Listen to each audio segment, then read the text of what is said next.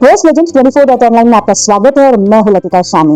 आज का दिन शुभ दिन है वो सभी के लिए जो लोग पढ़ के सक्षम बनना चाहते हैं। जी हाँ, माननीय नरेंद्र मोदी सर का आह्वान है कि विकसित भारत की ओर चलना है। साथ ही साथ उनका आह्वान है कि पढ़ो पढ़ाओ बेटी बचाओ।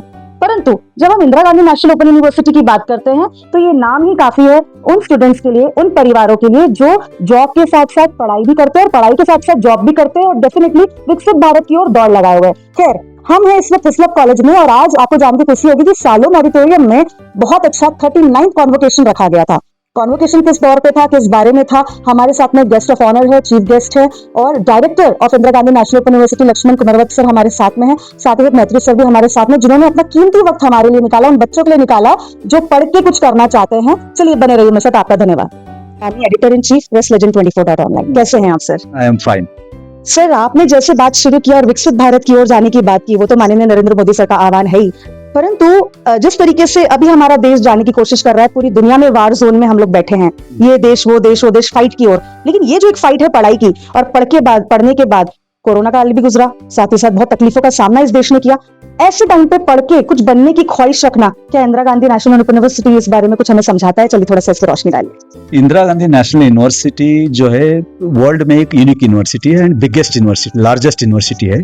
एंड जो जॉब करते हैं, जो 10th 12th इवन ग्रेजुएशन के बाद पोस्ट ग्रेजुएशन करना चाहते हैं, उनके लिए एक यूनिक अपॉर्चुनिटी एकेडमिक रिगर के साथ देने वाला university means Indira Gandhi national open university new Delhi है। एंड इसका regional centres all over the country regional centres है और दुनिया में 15 कंट्री में भी इसका सेंटर्स है। सो इसका जो प्रभाव है, फर्स्ट ऑफ ऑल आपने देखा होगा कि हमारे नेशनल एजुकेशन पॉलिसी में विकसित भारत को बढ़ावा देने के लिए, उसको सपोर्ट करने के लिए important pillar in national education policy, उसका हिसाब से जो ग्रॉस एनरोलमेंट रेशियो पहले हमारा हायर एजुकेशन का 26 था, अभी 30-31 के पास है। तो इसको 50 की तरफ लेके जाने के लिए अगले 10 साल में मीन्स 2020 में अनाउंस हुआ था कि 2035 तक ये 50% ग्रॉस एनरोलमेंट रेशियो, उसके लिए बिगेस्ट कंट्रीब्यूशन होने वाला है Indira Gandhi national open university का। बिकॉज जो रिमोट प्लेस में है, जो लोग कोई पहुंच नहीं सकता है, but Indira Gandhi national open university का जो एजुकेशन वहां पहुंच सकता है, ट्रांसपोर्टेशन नहीं जा सकता है बट एजुकेशन वहां जा सकता है because of Indira Gandhi national open university. Latest technology, जो टेक्नोलॉजी का through whether it is unreachable जगह है या रिमोट पार्ट है जहां इवन फ्लाइट भी नहीं जा सकता है, वहां Indira Gandhi national open university जा सकता है। क्या बात तो ये टेक्नोलॉजी का जो कमाल है, टेक्नोलॉजी का highest level of adoption in India में किया है, तो वो Indira Gandhi national open university. इनका टीवी भी है, टीवी चैनल है, प्लस द टेक्नोलॉजी पार्ट जो है इट इज जबरदस्त है। उसकी वजह से नोबडी लेफ्ट आउट, जो इंक्लूसिवनेस जो हम बोलते हैं, उसका जबरदस्त प्रभाव Indira Gandhi national open university का है। एजुकेशन के साथ साथ लोगों को जिसको एजुकेशन भी पता नहीं, वहां तक भी Indira Gandhi national open university पहुंच गया है। एंड उसकी तरफ से ग्रॉस एनरोलमेंट रेशियो अभी देखिए 20 से अभी हम 26 में है, 26 से अभी 31 तक चला गया। एंड हम 50 जो पहुंचना है आसानी से हम पहुंच सकते हैं। खैर, ये बात तो अब नरेंद्र मोदी सर तो अभी आए हैं, परंतु Indira Gandhi national open university से पहले से हैं। साथ ही साथ जो माननीय हमारी स्वर्गीय इंदिरा गांधी जी हैं, उन्होंने जो पहल रखी थी, उन्होंने जो नींव रखी थी कि education is the key to success, कहीं ना कहीं उनको भी आज स्मरण योग्य हम करते हैं कि नहीं करते हैं? बिल्कुल। इंदिरा कंट्रीब्यूशन भारत स्वतंत्र होने के बाद पहले बिगिनिंग फर्स्ट फेज जो था, वो फेज था social development, upliftment of the peoples in India.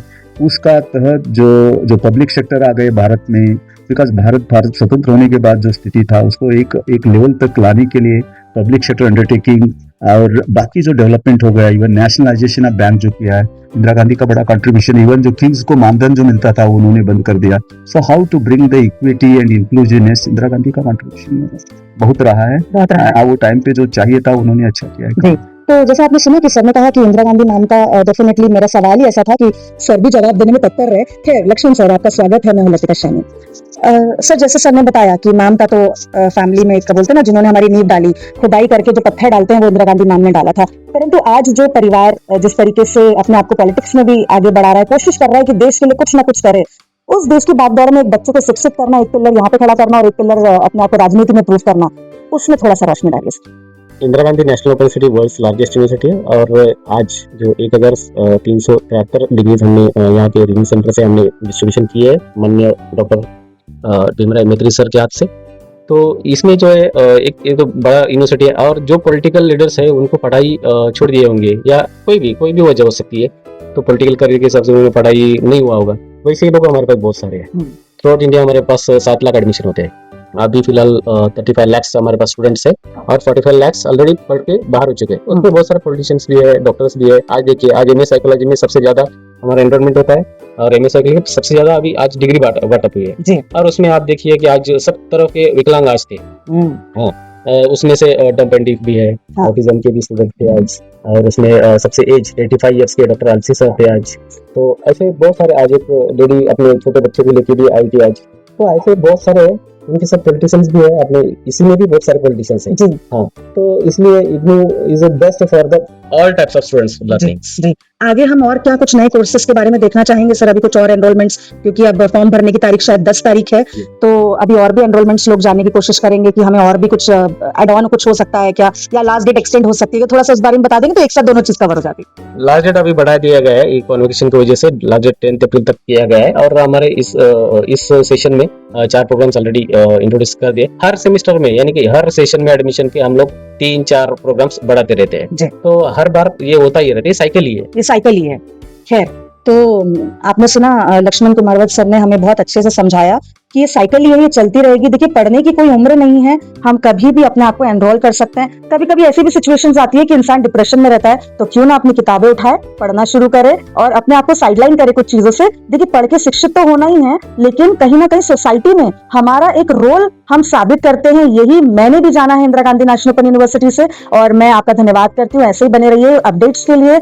और इग्नू में डेफिनेटली 10 तारीख लास्ट डेट है, 10 अप्रैल। अगर आपको एडमिशन करना है तो आप ऑनलाइन फॉर्म भर सकते हैं, आवेदन दे सकते हैं, साथ ही साथ अपने आप को प्रूफ कर सकते हैं इस भागदौड़ में जिसने देश के लिए अपनी आहुति दी। उस यूनिवर्सिटी में क्यों ना आके एक बार अपने आप को एनरोल करें। विद कैमरामैन विवेक, मैं हूं Latika Shami, editor in chief, press legend 24.online।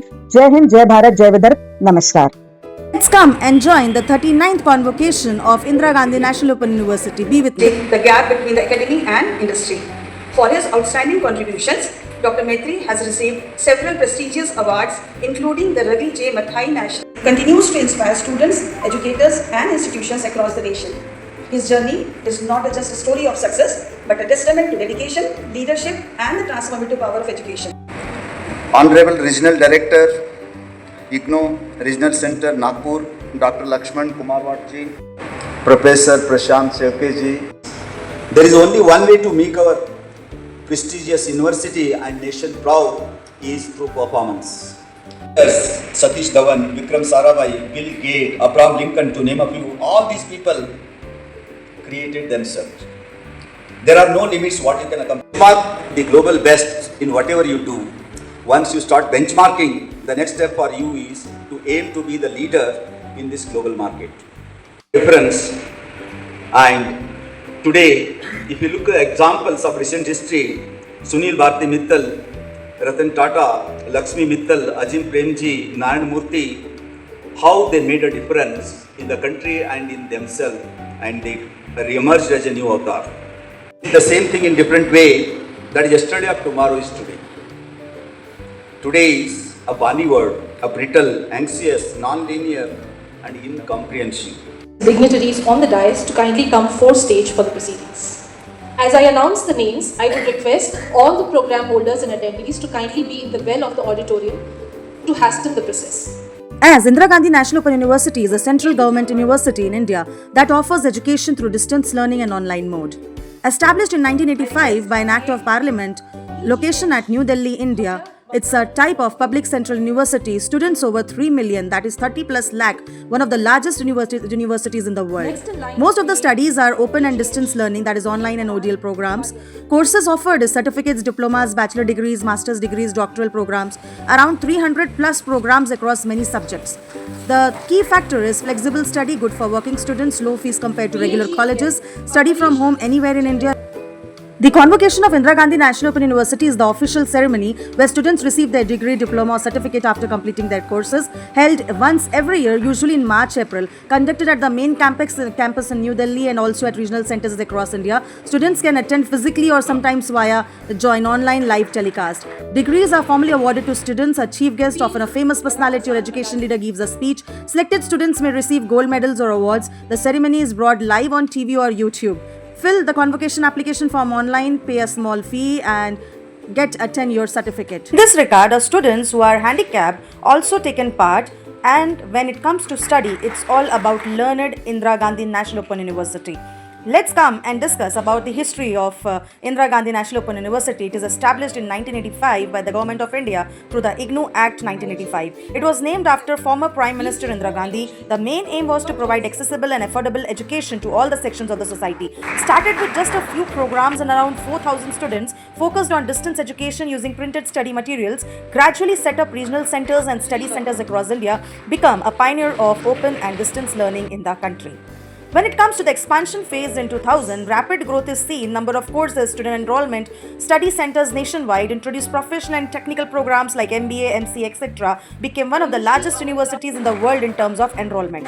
When it comes to digital transformation, it started offering online courses, e-learning platforms, digital study material, e-Gyan Kosh, used TV channels like Gyan Darshan and Radio Gyan Vani for teaching, adopted modern tools for remote education and virtual learning. Established overseas study centers in multiple countries, promoted education for working professionals, rural students, as well as disadvantaged group. When it comes to key role in India, helped expand higher education access in rural and remote areas, supports government initiatives like skill development, adult education, recognized by bodies like UGC and AICTE. You must be happy and obliged to know that it was started during the time of Prime Minister Rajiv Gandhi. The university is named in honor of his mother Indira Gandhi, created through the IGNOU Act 1985 passed by the Indian Parliament to provide distance and open education across India. The main motive of Rajiv Gandhi in establishing Indira Gandhi National Open University was to make education accessible to everyone in India, especially those who could not attend regular colleges. Education for all is all about provide higher education to every section of society, focus on rural areas, working people and disadvantaged group. Allow students to study from home, they can help out with their work jobs, cannot attend full-time college, live far from university, offer low-cost courses so even economical weaker section or students can study. Create a system that can handle lakhs of students at once, expand higher education, reach rapidly, use digital education radio as I already stated like TV and later online platforms, promote innovative way of teaching. So, the motive of Rajiv Gandhi was to democratize education by making it accessible, flexible and affordable for all those distance learning.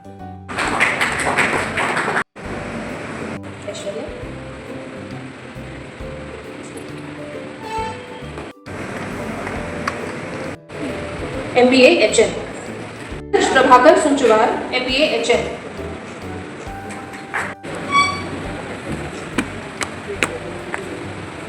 Selvaraj Ganeshan, MBA MM.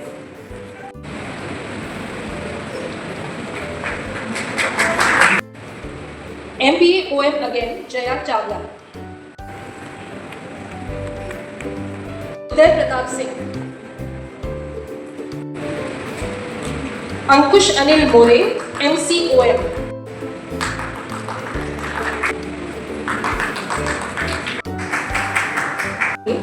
MSCENB, CENB.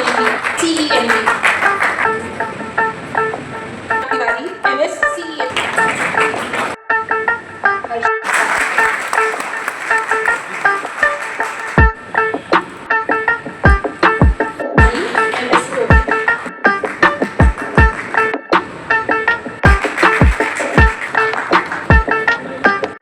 To my family, thank you for the love and encouragement, your sacrifices, love, and the less fortunate who cannot speak or hear. And she has written a thank you note for all the dignitaries. I am honored to stand before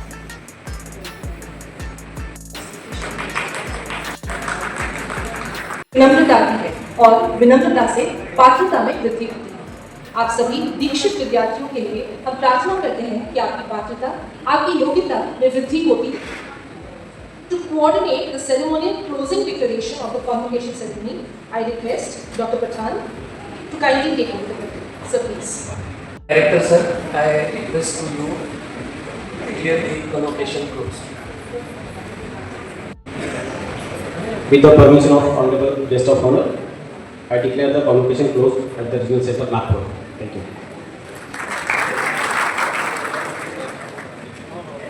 Thank you, sir. It is a privilege to hands as we conclude this 39th convocation ceremony. At the onset, I take this opportunity to express my profound gratitude to our guest of honor, Dr. Bhimraya Maitriji.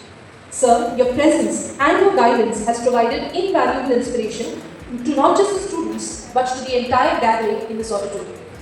We extend our sincere thanks to our Regional Director, Dr. Lakshman Kumar Varg, for his visionary leadership and his entire team of Section Officer, Assistant Section Officer and Assistants for the seamless coordination during the course of this program. Words of earnest gratitude are due to our principal of the host institution, Dr. Prashant Shekhe, without whom a program of this magnitude would not be possible. I would also take this opportunity to thank our Vice Principals, Dr. Ajay Yoel and Dr. Prateek Michael for their invaluable guidance, and the Hislop Center Coordinator, Dr. Shubhajit Haldar, for tying all the loose ends together. I sincerely acknowledge the presence of all the dignitaries and academic councillors of the dais, and the parents and the students who have enriched this ceremony with their presence. Last but not the least, I thank the entire organizing team and the technical staff at Hislop for their immaculate teamwork which made this ceremony possible. Once again, we congratulate all the students for this milestone and wish them the very best for their future endeavors. आप सभी से अनुरोध है कि आप अपने स्थान पर खड़े हो जाएं राष्ट्रगान के लिए। जय हे भारत भाग्य विधाता, पंजाब सिंध गुजरात मराठा द्राविड़ उत्कल गंगा, विंध्य हिमाचल यमुना गंगा, उच्छल जलधि तरंगा। तब शुभ नामे जागे, तब शुभ आशीष मागे, गाहे तब जय गाथा, जनगण मंगलदायक। जय हे भारत भाग्य विधाता, जय हे जय हे जय हे जय जय जय जय हे। I request the attendees to kindly keep standing for the ceremonial walk-off of the Dikshant Samar. So kindly wait at your seats.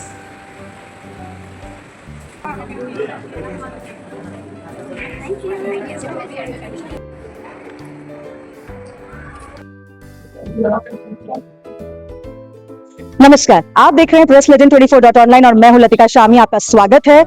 39 convocation की ओर जब Indira Gandhi national open university आज बढ़ा है, आप ये जानते हैं कि जैसे मैंने कहा है कि माननीय नरेंद्र मोदी सर का आह्वान है कि पढ़ो पढ़ाओ बेटी बचाओ, साथ ही साथ उनका आह्वान है कि शिक्षित बनना है और विकसित भारत की ओर चलना है। खैर, आज हमारे साथ में एडवोकेट सलमान सर, साथ ही साथ पीयूष सर भी हमारे साथ अवेलेबल है, जिनको आज कॉन्वोकेशन के दौरान डिग्रीज प्राप्त हुई है। चलिए बने रहिए मेरे साथ। आपका धन्यवाद।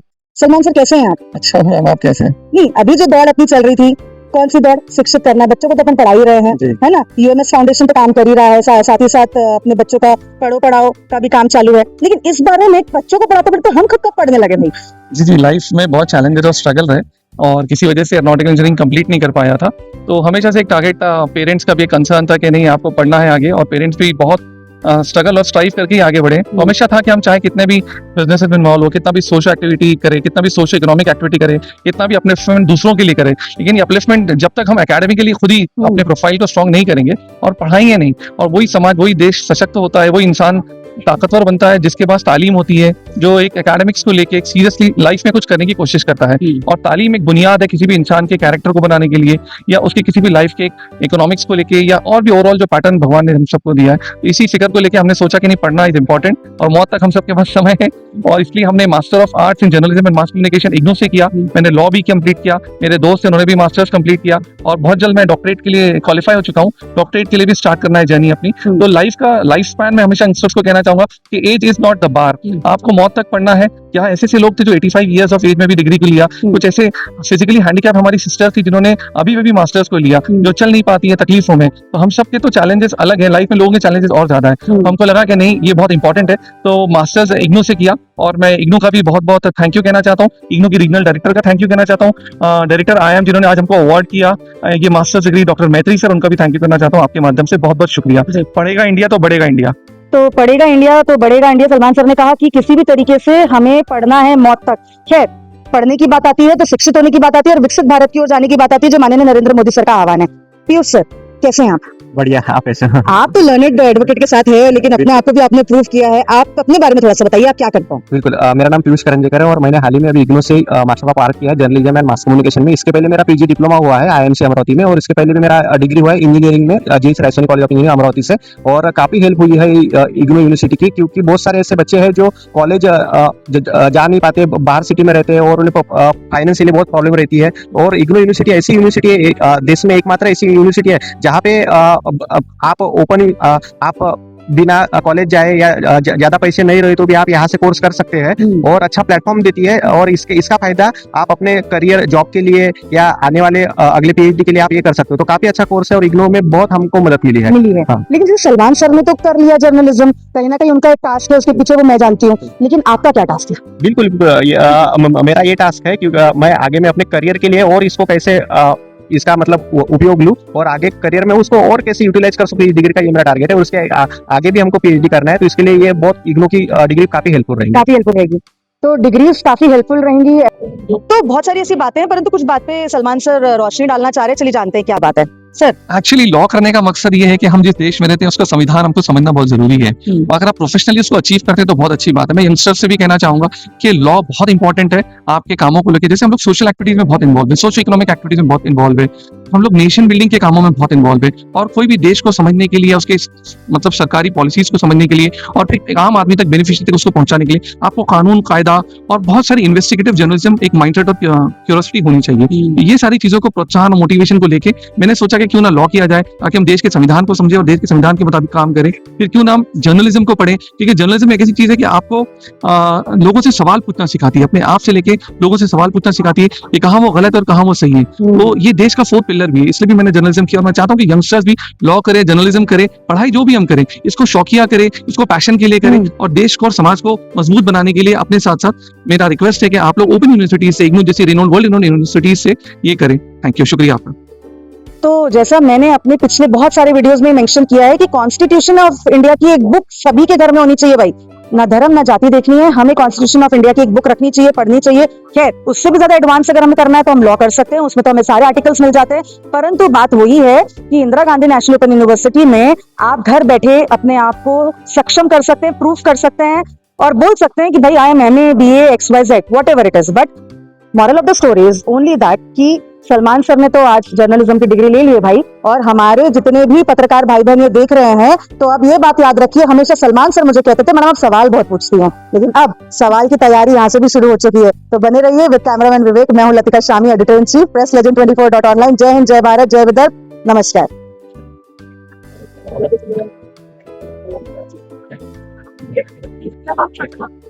एक स्टूडेंट है जिनको आज डिग्री सम्मानित किया गया, चलिए जानते हैं उनसे, बने रहिए। नमस्कार मैम, कैसे हैं आप? Very well, thank you so much. आपका नाम क्या है? मेरा नाम रिया है और मैं भी पहले एक जर्नलिज्म की छात्रा रह चुकी हूँ। अरे वाह, यस। तो आपने पीजी इन जर्नलिज्म किया था या कैसा क्या? मैंने बैचलर्स इन जर्नलिज्म किया और अभी मैंने इग्नू से साइकोलॉजी मेजर किया है। वाह, वेरी नाइस। लेकिन जर्नलिज्म करने के बाद में आपने अपने आप को उस तरीके से आगे क्यों नहीं बढ़ाया? वेल एक्चुअली अगर आप देखें जर्नलिज्म और साइकोलॉजी में काफी सिमिलैरिटीज है, there is a thin line because both of it deals with human behaviour in journalism also and psychology also. So I think today आज का जो ये दौर है ना, ये मल्टी वोकेशन का दौर है। आप नहीं कह सकते कि आपने एक चीज में किया तो आप कैसे फील्ड चेंज करो। It's all about you can do everything at the same time, you can be good into it. नहीं, जैसे माता पिता का एक हमारे को एक प्रेशर भी रहता है आपकी, तुमने बेटा तुमने MA इन जर्नलिज्म कर लिया, BA इन जर्नलिज्म कर लिया, अब कब काम पे लगते हो, है ना, कब जॉब करते हो, या फिर कहीं ना कहीं बहुत बड़ी यूनिवर्सिटी में चले जाओ, या तो फिर कहीं कोई पैनल में लग जाओ। लेकिन आपने सही कहा कि दोनों में थिन लाइन है, जर्नलिज्म और साइकोलॉजी। पहले हम किसी के पढ़ ले तभी तो हम कुछ क्वेश्चनिंग कर पाएंगे या कुछ कर पाएंगे, लेकिन अब आगे की क्या रणनीति है, आगे क्या करेंगे आप? आगे तो मैंने मास्टर्स कंप्लीट किया साइकोलॉजी में, so I definitely want to heal people, mental health. At the same time जो मेरा जर्नलिज्म का बेस है मैम, आजकल ना सोशल मीडिया पे मार्केटिंग बहुत जरूरी है, whether writing articles, producing videos, everything. So यहाँ आपका जर्नलिज्म का भी बैकग्राउंड काम हो रहा है और मेंटल हेल्थ में आपने जो इन डेप्थ नॉलेज किया है वो भी आप सरफेस पे आ रहे हो। So you can do everything at the same time. तो सारी स्किल्स कभी वेस्ट नहीं जाती, सारी चीजों का मिक्सचर होता है। आप प्रॉपर कहाँ के हैं? नागपुर के ही हैं। आपका नाम फिर से बताएं। रिया फुल नेम प्लीज। रिया पंडरी पांडे जी। तो रिया मैम ने कहा है कि हमें जर्नलिज्म के साथ साथ अगर मेंटल हेल्थ की मुझे स्टडी करनी थी तो मैंने साइकोलॉजी को भी चुना, और साइकोलॉजी को चुनने का ये रीजन था कि ये दोनों की जो थिन लाइन है उस पर चलते हुए कहीं ना कहीं मैं कुछ ना कुछ देश के लिए अच्छे विकास की ओर जाऊंगी। तो इसी बात को बरकरार रखते हुए आप न्यूज चैनल को देखते रहिए, प्रेस लेजेंड 24 को लाइक करें, सब्सक्राइब करें, बेल आइकन दबाना ना भूले। कैमरामैन विवेक के साथ मैं हूं Latika Shami with IGNOU's 39th convocation at Shalom Auditorium. Thank you so much. Some students from Ranchi had attended the convocation, but hence they wanted Latika Shami, Editor-in-Chief, to present this honorable degree to both of them, and hence Editor-in-Chief Latika Shami had given them this esteemed honor. Thank you so much. For Press Legend 24.online, I give thanks to everyone and thanks to all the students for giving me opportunity. Just go and see further what the student says about Indira Gandhi National Open University. Thank you so much. 24.online और मैं हूँ लतिका शामी, आपका स्वागत है। आज बड़ा शुभ दिन है, जैसा मैंने कहा 39th कॉन्वोकेशन है उन बच्चों के लिए जिनको विकसित भारत की ओर जाना है। चलिए देखते हैं, आज हमारे साथ में एक मैम है, उनसे हम जान लेते हैं कि कौन सी डिग्री उन्हें प्राप्त हुई है। बने रहिए। नमस्कार मैम। नमस्ते, कैसे हैं आप? मैं ठीक हूँ बहुत। क्या नाम है आपका? मेरा नाम है निवेदिता गौड़। निवेदिता मैम, आपने आज एक डिग्री हासिल की है, जरा हम हमारे दर्शकों को दिखाना चाहते हैं। देखिए, आप master of arts in psychology. भाई, साइकोलॉजी इसलिए मायने रखती है क्योंकि इंसान दिन भर दिन कहीं ना कहीं अपनी मानसिक स्थिति को कहीं ना कहीं खो रहा है। चलिए जानते हैं कि साइकोलॉजी करने के पीछे का रीजन क्या है। बने रहिए। क्या मैम, क्या मतलब था ये, हमें बताइए थोड़ा सा। Masters of art in psychology करने का रीजन क्या था? एक्चुअली मैम, मैं कॉर्पोरेट सेक्टर में जॉब करती हूँ। ऑलमोस्ट 15 ईयर्स अभी मुझे हो गए हैं। तो सब लोग एमबीए की तरफ जाते हैं क्योंकि मैं एक इंजीनियरिंग स्टूडेंट थी। इंजीनियरिंग के बाद में मेरी जॉब लग गई, तो मेरा मास्टर्स हो नहीं पाया क्योंकि एमटेक के लिए रेगुलर डिग्री लेना जरूरी होता है। तो सभी लोग एमबीए कर रहे थे डिस्टेंस या जैसे भी, but I wanted to do something different. और मुझे साइकोलॉजी बहुत ही एप्ट सब्जेक्ट लगा क्योंकि साइकोलॉजी से आप लोगों के बिहेवियर को, उनकी मेंटल स्टेट को स्टडी कर पाते हैं। और वो मुझे लगता है एमबीए का नॉलेज तो हम लोग वर्क करते करते ही, वर्क कल्चर से ही सीख जाते हैं, और उसके बाद हमारी बहुत सारी ट्रेनिंग्स होती रहती हैं। मैं कोल इंडिया में काम करती हूँ। अच्छा। तो उसमें काफी कुछ डिग्रीज होती रहती थी, हमारी ट्रेनिंग्स होती रहती थी। तो फिर मैंने सोचा कि क्यों ना साइकोलॉजी सब्जेक्ट पढ़ा जाए, और ये बहुत ही एनरिचिंग एक्सपीरियंस था। लेकिन जैसे कोल इंडिया में काम करने का, जैसे अपना एजुकेशन लेवल बढ़ाने का रीजन कहीं ना कहीं प्रमोशंस के क्राइटेरिया को सेट करते हुए तो नहीं देख रहे, या फिर हमें सही में देश के लिए कुछ बागडोर संभालनी है कि नहीं? मैम, प्रमोशन के क्राइटेरिया को अगर मैं देखती तो मैं जरूर एमबीए की तरफ जाती या फिर किसी ऐसे सब्जेक्ट की तरफ जाती जो कि मुझे मेरे करियर ग्रोथ में ज्यादा हेल्प कर पाता। लेकिन साइकोलॉजी में मेरा इंटरेस्ट था, इसीलिए मैंने साइकोलॉजी चूज किया। And I am really very proud of my decision कि मैंने ये चूज किया। कैसा लगता है Indira Gandhi national open university से पढ़ाई करना? जॉब भी करना है, पढ़ना भी है, अरे असाइनमेंट्स बनाना है, अरे बाबा प्रोजेक्ट्स बनाने हैं, अरे बाप रे ये काम है वो काम है, और उसके बीच में अगर प्रोजेक्ट्स और ये सब साइडलाइन हो जाए तो फिर कैसा महसूस होगा? एक्चुअली मैम, ये तो होता है, वर्क के साथ साथ स्टडीज को मैनेज करना रियली डिफिकल्ट था। और असाइनमेंट्स, मैं सभी इग्नू स्टूडेंट्स से कहूंगी कि असाइनमेंट्स बहुत ही मेजर रोल प्ले करते हैं। अगर आपके असाइनमेंट्स अच्छे से हुए हैं तो आपकी half of the studies exams के लिए हो चुकी है, आप समझ सकते हैं। और जो वर्किंग स्टूडेंट्स हैं उनके लिए ये रियली डिफिकल्ट होता है कि आप सेल्फ स्टडी कर रहे हैं, तो आप असाइनमेंट पे पूरा फोकस करिए, तो उससे आपको काफी एग्जाम्स के टाइम पे अगर आपकी प्रिपरेशन उतनी अच्छे से नहीं भी हो पाई, but you will score good, at least average. जब आप रीजनल सेंटर जाते हैं तो क्या वहाँ के जितने भी एम्प्लॉइज है वो आपको हेल्प आउट करते हैं, आपकी क्वेरीज को सॉल्व करते हैं? मैम, मैं यही चीज कहना चाहूंगी कि इग्नू के लिए ये लोगों के मन में बहुत ही गलत धारणा है कि ये डिस्टेंस मोड का कोर्स है और इसका तो कोई इतना वैल्यू नहीं है। But I would like to say कि इग्नू का एग्जाम मैंने दिया है और मैंने इंजीनियरिंग भी रेगुलरली की है, तो मैं कह सकती हूँ कि इग्नू में भी आपको काफी कुछ स्टडी करना पड़ता है, काफी हार्डवर्क की जरूरत होती है, स्कोरिंग भी काफी टफ होती है, और असाइनमेंट में भी आपको बहुत फोकस करना पड़ता है। और इग्नू का स्टडी मटेरियल इंटरनेशनल लेवल का है। इग्नू का स्टडी मटेरियल बहुत ही अच्छा है। और ये सिर्फ मैंने सेकंड ईयर क्लियर किया था, उसके बाद ही मैंने यूजीसी नेट का भी एग्जाम दिया था। तो सिर्फ इग्नू की तैयारी जो मैंने 2 साल की थी, उसी की बेसिस पे मेरा यूजीसी नेट में for PhD only I qualified. लेकिन मेरे सवाल का जवाब मुझे मिला ही नहीं कि जैसे हम वहाँ जाते हैं, जब हम नीचे से ऊपर चढ़ते हैं तो क्या इंदिरा गांधी नेशनल यूनिवर्सिटी के एम्प्लॉइज आपको हेल्प आउट करते हैं, आपकी क्वेरीज को सॉल्व करते हैं, आपके फोन कॉल्स अटेंड किए जाते हैं, नहीं किए जाते? और अगर कभी वहां आप जाते हैं तो क्या आपको वैसी इज्जत मिलती है जो हमारे Indira Gandhi national open university की ऑनरेबल इंदिरा जी, जिन्होंने अपने आप की आहुति दी इस देश के लिए, क्या उसको याद रखते हुए आपको हेल्प आउट करते हैं? मैम, यही मैं कहना चाहती हूँ कि अगर उनका हेल्प नहीं मिलता तो हम लोग इतना अच्छे से इग्नू की पढ़ाई के लिए हम इतना अप्रिशिएट नहीं कर पा रहे होते, या फिर हम लोगों की जो परसेंटेज बने वो भी नहीं बनते। इग्नू की फैकल्टी भी काफी हेल्प करती है, चाहे वो 2 ही लेक्चर लेंगे लेकिन उसमें भी वो काफी अपना फोकस लगाते हैं, पूरा करिकुलम करने की कोशिश करते हैं। सेकेंडली मैम, एमएपीसी जो एमए साइकोलॉजी का एग्जाम है, उसमें हमारे प्रैक्टिकल एग्जाम्स भी होते थे, तो हमारे प्रैक्टिकल एग्जाम्स भी बहुत ही अच्छे से हुए हैं, हमने प्रैक्टिकल्स किए भी हैं, और उसके बाद में हमारा उसका एग्जाम भी हुआ है। और इसमें इंटर्नशिप भी थी, तो इंटर्नशिप भी की है। और सारे टीचर्स और फैकल्टी, आरसी में मेरा एडमिट कार्ड मुझे डाउनलोड करने में दिक्कत आ रही थी, तो मैं आरसी में गई थी, उन्होंने मेरा विद इन 10 मिनट्स जो ये था वो प्रॉब्लम सॉल्व किया था। तो इग्नू के सारी फैकल्टी प्लस इग्नू के जो भी एम्प्लॉइज हैं उन सबको मैं थैंक्स पे करना चाहती हूँ, एक ग्रेटिट्यूड पे करना चाहती हूँ। और आपको शायद पता होगा सर मैम, एनसीआईडी भी है, एनसीआईडीई, तो उसमें एक देवी प्रोग्राम भी है, तो उसमें भी मैंने थोड़े दिन कुछ क्लासेस अटेंड की थी, तो वहाँ पे ज्योत्सना मैम है, उनसे भी बातचीत होती थी, तो वहाँ पे भी काफी मतलब हेल्पफुल टीचर्स है। और मैंने मैम को भी यही सेम चीज कहा था कि मैम इग्नू के बारे में लोगों की ये धारणा है, और मैम आईआईटी मुंबई से फिर इग्नू में आई है। आईआईटी मुंबई में वो फैकल्टी या फिर बैकएंड में शायद वो सॉफ्टवेयर इंजीनियर है तो वहाँ पे जॉब करती थी। तो उनका भी यही कहना था कि इग्नू के बारे में जो लोग सोचते हैं वैसा है नहीं। और कल मैं कहीं गई थी तो उन्होंने यही कहा था कि being IGNOU student we know कि इग्नू में एडमिशन लेना इज इजी, बट इग्नू में आपको अच्छे स्कोर से क्वालिफाई करना इज रियली वेरी टफ। तो आपने सुना कि सवाल मेरे बड़े तीखे थे। बात यही है कि हमारे स्टूडेंट्स जो देश और दुनिया की भागदौड़ में आगे जा रहे हैं, अगर उन्हें प्रॉपर टाइम नहीं मिलता या फिर वो जाते हैं उनको क्वेरीज रिजॉल्व नहीं होती, सॉल्व नहीं होती, तो फिर Indira Gandhi national open university इतनी आगे नहीं बढ़ी होती, ऐसा मैम का कहना है। तो बस बने रहिए और लेटेस्ट अपडेट्स देखते रहिए विद कैमरामैन विवेक। मैं हूं Latika Shami, editor in chief, press legend 24.online। Thank you so much. Thank you.